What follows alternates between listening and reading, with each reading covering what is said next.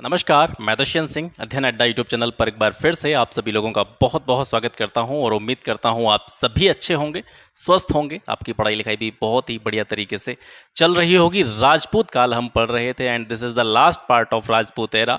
राजपूत काल पर last video है, इसके बाद में ये एरा या ये युग, ये काल, ये पूरी तरीके से समाप्त हो जाएगा। ये चैप्टर भी आपका कंप्लीट हो जाएगा। आज के इस वीडियो में हम दो वंशों के बारे में बात करने वाले हैं, पाल वंश और सेन वंश। दोनों ही वंश जो हैं ये बंगाल से संबंध रखते हैं। ठीक है, तो पाल वंश पर आते हैं। सबसे पहले शशांक की जब मृत्यु होती है तो उसके बाद में बंगाल में एक जो है अफरा तफरी का माहौल फैल जाता है, एक अराजकता का, एक अव्यवस्था का जो सिस्टम है वहाँ पर व्याप्त हो जाता है। तो बंगाल के जो नागरिक थे, बंगाल के जो लोग थे, वो क्या करते हैं, गोपाल नामक एक व्यक्ति को, जो कि एक योग्य सेना नायक हुआ करता था, उस व्यक्ति को ये अपना राजा बना देते हैं, अपना शासक बना देते हैं। और आगे चल करके यही व्यक्ति यानी गोपाल प्रथम के नाम से जिसको जाना जाता है, यही जो है बंगाल के पाल वंश का संस्थापक बनता है। ठीक है, 750 से 770 के बीच में इसका शासनकाल है। ये बौद्ध धर्म का अनुयायी था और इससे जुड़ा हुआ एक महत्वपूर्ण फैक्ट ये है कि इसने ओदंतपुरी में एक मठ का निर्माण करवाया था। गोपाल प्रथम के बाद में नेक्स्ट जो एम्परर आता है, शासक आता है, वो धर्मपाल आता है। 770 से 810 ईस्वी तक इसका शासनकाल रहा था। और पाल वंश में ये ध्यान रखने की बात बता रहा हूँ मैं आपको, पाल वंश में सबसे ज़्यादा क्वेश्चंस जो पूछे जाते हैं वो धर्मपाल से पूछे जाते हैं। ठीक है, बाकी अगर किसी चीज़ पर आप फोकस करें या ना करें, लेकिन पाल वंश में धर्मपाल की जो चीज़ें हैं, धर्मपाल से जुड़े हुए जो भी फैक्ट्स हैं, उनको आपको बहुत अच्छी तरीके से पढ़ना है। ठीक है, तो धर्मपाल का शासनकाल 770 से 810 ईस्वी तक माना जाता है। उत्तरापथ स्वामी की उपाधि इसने धारण की थी। उत्तरापथ स्वामी की उपाधि जो है इसको प्राप्त थी और ये उपाधि इसको किसने दी थी, एक गुजराती कवि थे शोड्डल। ठीक है, शोड्डल ने इसको उत्तरापथ स्वामी की उपाधि दी थी। इसके अलावा इसकी एक और उपाधि थी विक्रमशील। ठीक है, विक्रमशील भी इसको कहा जाता था। सबसे महत्वपूर्ण प्रश्न यहाँ से पूछा जाता है कि विक्रमशिला विश्वविद्यालय की स्थापना किसने करवाई थी, धर्मपाल ने। इस विश्वविद्यालय का नाम विक्रमशिला इसीलिए रखा गया था क्योंकि विक्रमशील भी धर्मपाल की एक उपाधि हुआ करती थी। उसी को रिलेट करते हुए, उसी के कह सकते हैं सिमिलर सा नाम इसने इस यूनिवर्सिटी का, इस विश्वविद्यालय का रखा था। ठीक है, ये भागलपुर बिहार में है। इसके अलावा धर्मपाल ने नालंदा विश्वविद्यालय के लिए 200 ग्राम जो है दान में दिए थे। ठीक है, एक अरब यात्री था सुलेमान, अरब यात्री सुलेमान ने इसको रूहमा कहकर पुकारा था। ठीक है, आपसे पूछा जा सकता है कि अरब यात्री सुलेमान ने धर्मपाल को क्या कह के पुकारा था, रूहमा कह के पुकारा था। इसकी राजसभा में प्रसिद्ध बौद्ध लेखक हरिभद्र जो है वो निवास करते थे। ठीक है, इतनी जानकारी आपको धर्मपाल से जुड़ी हुई याद रखनी है। इसके बाद में जो है इसका पुत्र देवपाल शासक बनता है 810 ईस्वी में और 810 से लेकर के 850 तक इसका शासनकाल रहता है। इसने मुंगेर को अपनी राजधानी बनाया। इसके अलावा इसने परम सौगात की उपाधि धारण की। ठीक है, देवपाल को बौद्ध धर्म का पुनः प्रतिस्थापक कहा जाता है। बौद्ध धर्म का पुनः प्रतिस्थापक कहा जाता है क्योंकि बीच में जैसे बौद्ध धर्म के बारे में हमने पढ़ा था, काफ़ी विस्तार से हमने बौद्ध धर्म पर चर्चा की थी जब हम बौद्ध धर्म के विषय में पढ़ रहे थे। तो बौद्ध धर्म काफ़ी मतलब जो है फैला था, काफ़ी उसका जो है प्रचार प्रसार हुआ था। बीच में जाकर के कुछ वंश ऐसे आए, कुछ शासक ऐसे आए जहाँ पर जो है बौद्ध धर्म कहीं ना कहीं कम होता हुआ दिखाई दिया। देवपाल ने फिर दोबारा से इसको एक नई कह सकते हैं एनर्जी दी, एक नई ऊर्जा इसको दी। इसी वजह से इसको बौद्ध धर्म का पुनः प्रतिस्थापक भी कहा जाता है। जलालाबाद के प्रसिद्ध विद्वान थे वीरदेव। ठीक है, वीरदेव को इसने क्या किया था, नालंदा विहार का प्रधान आचार्य जो है वो नियुक्त किया था। ठीक है, इसके बाद में शासक आता है विग्रहपाल, 850 से 54 तक इसका शासनकाल है। कोई इंपॉर्टेंट जानकारी इसके बारे में नहीं मिलती है और न ही यहाँ से प्रश्न पूछे जाते हैं। इसके बाद में नारायण पाल 854 से 908 ईस्वी तक। नारायण पाल के बाद में लगभग 908 से लेकर के 988 ईस्वी तक 3 शासकों ने जो है शासन किया था। ये सारी चीज़ें हर वीडियो में आपको बताता हूँ और जो नए व्यूअर आते हैं इस वजह से मुझे बार बार इस चीज़ को रिपीट करना पड़ता है। मैं कोशिश करता हूँ कोई किसी भी चीज़ को मैं पढ़ा रहा हूँ तो उसमें से कोई भी एक कह सकते हैं ऑर्डर, इतिहास का ऑर्डर, क्रम, उसका जो अरेंजमेंट है वो कहीं पे भी स्किप नहीं होना चाहिए, छूटना नहीं चाहिए। इस वजह से मैं सारी चीज़ों को रखता हूँ। लेकिन इसके साथ साथ मैं ये भी आपको बता देता हूँ कि ये चीज़ों को आपको ज़्यादा रट्टा मार प्रवृत्ति इन पर लाने की ज़रूरत नहीं है कि सबको रटना है, सारे नाम रटने नहीं रटने हैं। जहाँ जहाँ से प्रश्न आते हैं वो साथ साथ में मतलब पढ़ाने के साथ साथ में जब भी मैं वीडियो में एक्सप्लेन करता रहता हूँ, वो बताने के साथ साथ में ये आपको ये गाइड करता रहता हूँ कि यहाँ से प्रश्न आने की संभावना रहती है, यहाँ से ज़्यादातर प्रश्न जो है पूछे जाते हैं। ठीक है, तो नारायण पाल के बाद में राज्यपाल, गोपाल द्वितीय, विग्रहपाल द्वितीय, ये 3 शासकों का शासनकाल रहा बारी बारी से, और लगभग 908 से लेकर के 988 ईस्वी तक इन्होंने शासन किया। इसके बाद में क्या होता है, विग्रहपाल द्वितीय जो सबसे लास्ट था इन तीनों में, विग्रहपाल का पुत्र जो है महीपाल प्रथम शासक बनता है 988 से 1036 ईस्वी के बीच में। नाम मैंने सारे शासकों के लिखे हैं, लेकिन यहाँ पर ध्यान देने की बात है, मैं एक्सप्लेनेशन या फैक्ट या जो जानकारी है, इन्फॉर्मेशन है, उन्हीं शासकों की इन्फॉर्मेशन या जानकारी आपको बताने का प्रयास करता हूँ जो लगातार पूछे जाते हैं, और जिनके बारे में मैंने कुछ नहीं लिखा है आप चेक करके देख सकते हैं, उनसे आज तक कभी भी प्रश्न पूछा ही नहीं गया। खास करके अगर राजपूत काल की बात करें तो यहाँ से प्रश्न ही बहुत कम आते हैं, लेकिन जैसे जैसे ट्रेंड बदल रहा है, अब जो एग्जामिनर है वो हर जगह से क्वेश्चन डालने की कोशिश कर रहा है। तो पिछले कुछ एग्जाम्स में देखा गया है कि यहाँ से भी प्रश्न जो है बने हैं। तो महीपाल प्रथम आता है 988 से 1036 ईस्वी तक। इसने क्या किया कि जो पाल वंश, जो 3 शासक मैंने अभी आपको बताए थे 908 से 988 ईस्वी तक, इस एरा में, इस समय में पाल वंश की प्रतिष्ठा थोड़ी सी डाउन हुई थी। महीपाल प्रथम ने फिर दोबारा से आकर के पाल वंश की जो कह सकते हैं रेपुटेशन थी, प्रतिष्ठा थी, उसको पुनर्जीवन देने का प्रयास किया था।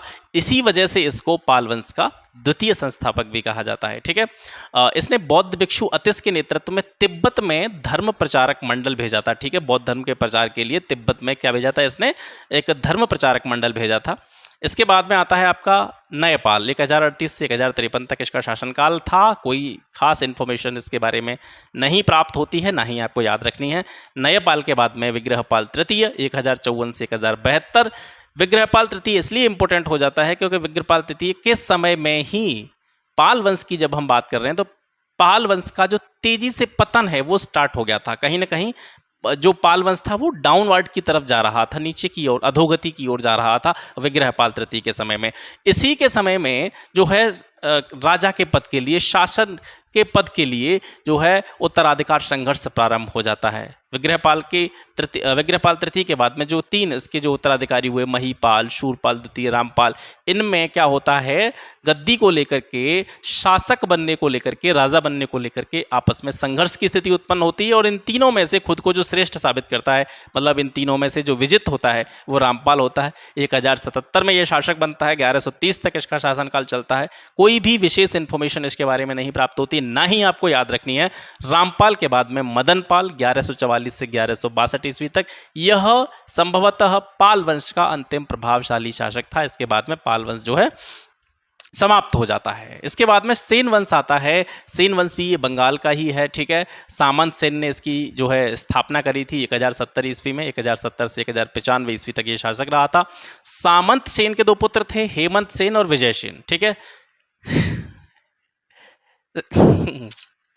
सामंत सेन के 2 पुत्र थे, हेमंत सेन और विजय सेन। हेमंत सेन का शासनकाल था 1095 से 1096 ईस्वी तक। ठीक है, आपको थोड़ा सा डिस्टर्बेंस हो सकता है पर कोई दिक्कत नहीं, वो बैठा था काफ़ी देर से और उसकी भावनाएं जो हैं वो रुक नहीं रही हैं, भावनाएं निकलने लगी हैं तो फिर पीछे आके चिपक गया। हेमंत सेन 1095-96 ईस्वी तक इसका शासनकाल रहा। इसने महाराजाधिराज की उपाधि धारण की। ठीक है, ज़्यादा शासनकाल इसका नहीं रहा, 2 साल, लगभग 95 से लेकर 96 तक ये राजा रहा।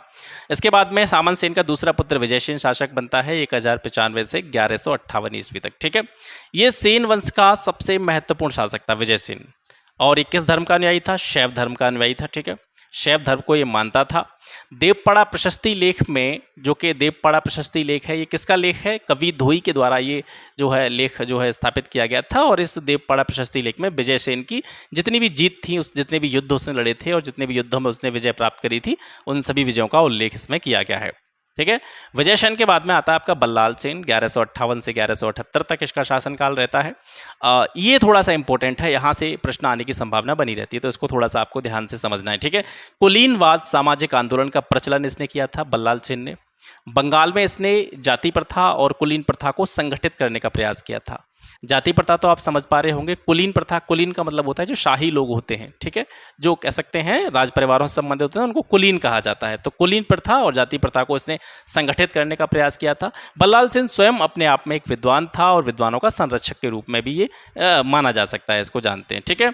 इसने दान सागर, अद्भुत सागर, ठीक है, ये 2 ग्रंथ लिखे थे। दान सागर इसने कंप्लीट कर लिया था, अद्भुत सागर जो है इसका अपूर्ण ग्रंथ है, इसने कंप्लीट नहीं कर पाया था। इसके अलावा इसने गौडेश्वर और निशंक शंकर की उपाधियां धारण की थी। बल्लाल सेन का पुत्र आगे चल करके बनता है लक्ष्मण सेन, ठीक है, ये शासक बनता है 1178 से 1205 ईस्वी तक इसका शासनकाल रहता है।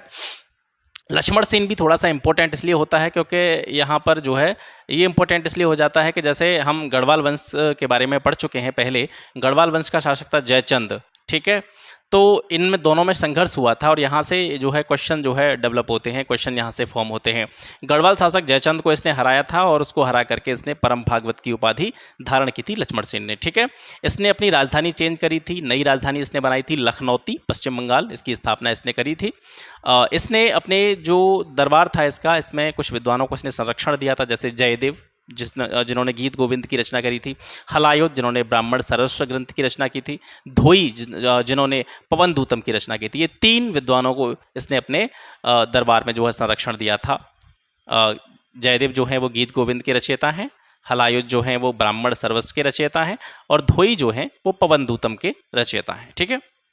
इसके बाद में मोहम्मद बिन बख्तियार खिलजी ने इसकी राजधानी पर, लक्ष्मण सेन की राजधानी जो लखनौती थी पश्चिम बंगाल में, इस पर आक्रमण कर दिया। आक्रमण करने के बाद में इसने लक्ष्मण सेन को पराजित करते हुए उसकी राजधानी लखनौती पर अपना अधिकार कर लिया और इसी तरह यहीं से जो है वो सेन वंश जो है समाप्त हो जाता है। ये हो गया आज का सेशन। आशा करता हूँ आपको आज का सेशन पसंद आया होगा। आज हमने पाल और सेन वंश के बारे में पढ़ा। आगे भी ऐसी ही इन्फॉर्मेटिव वीडियोस, इन्फॉर्मेटिव क्लास आपको मिलती रहेंगी। नोट्स आपको टेलीग्राम पर मिल जाएंगे इस वीडियो के अपलोड होने के 2 दिन बाद, ठीक है।